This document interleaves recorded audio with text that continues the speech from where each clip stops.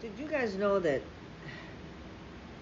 following California's transition to statehood, the California state government incited, aided, and financed miners, settlers, ranchers, and people's militias to enslave, kidnap, or murder a major proportion of California's indigenous people, who were sometimes contemptuously referred to as diggers for their practice of digging up roots to eat.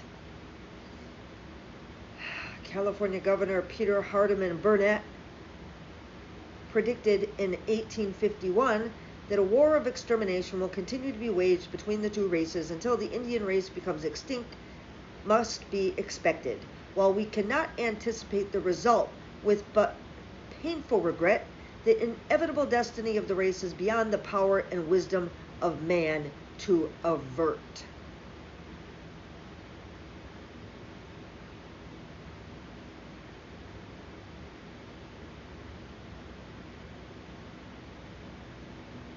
War of extermination will continue to be waged between the two races until the Indian man must be expected, he said.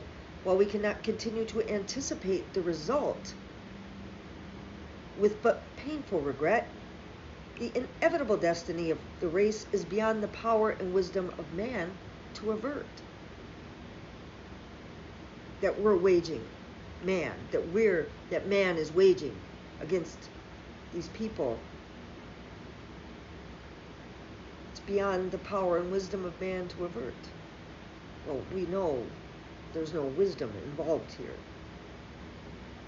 California state forces, private militias, federal reservations, and sections of the U.S. Army all participated in the campaign that caused the deaths of many California Indians, with the state and federal governments paying millions of dollars to militias to murder Indians, while many starved on federal reservations because of their caloric distribution reducing from 480 to 910 to 160 to 390, and between 1,680 and 3,741 California Indians were killed by the U.S. Army themselves.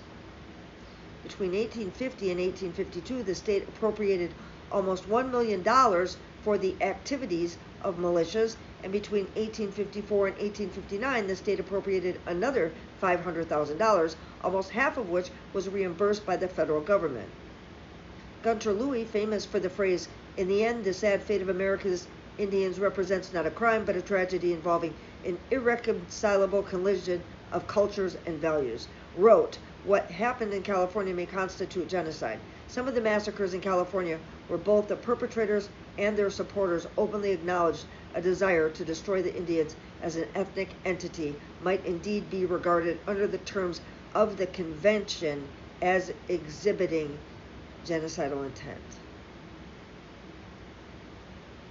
By one estimate, at least 4,500 California Indians were killed between 1849 and 1870. Contemporary historian Benjamin Madley has documented the number of California Indians killed between 1846 and 1873.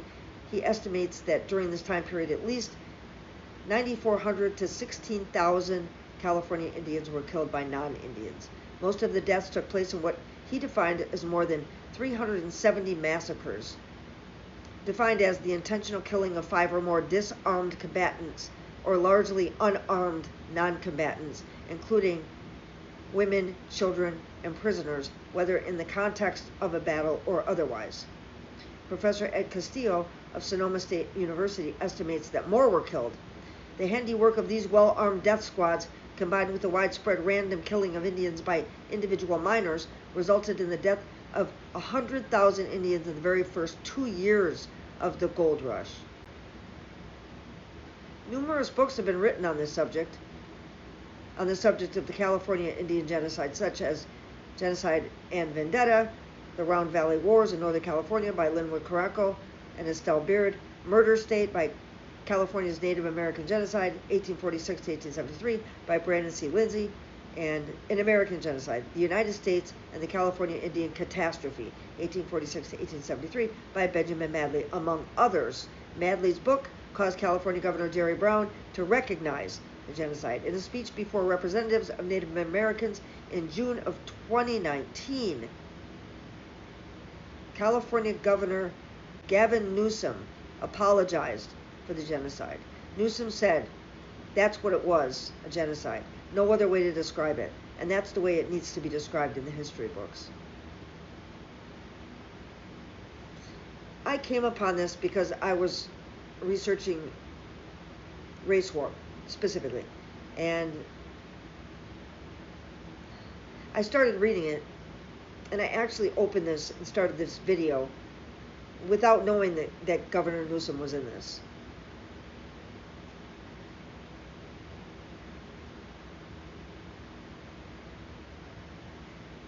But I'm glad he was.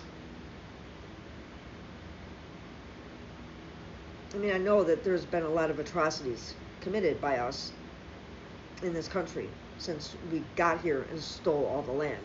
But, you know, I don't know all of them. And anyway, I had to document it because I think we have to document everything now. Thank you for watching my videos.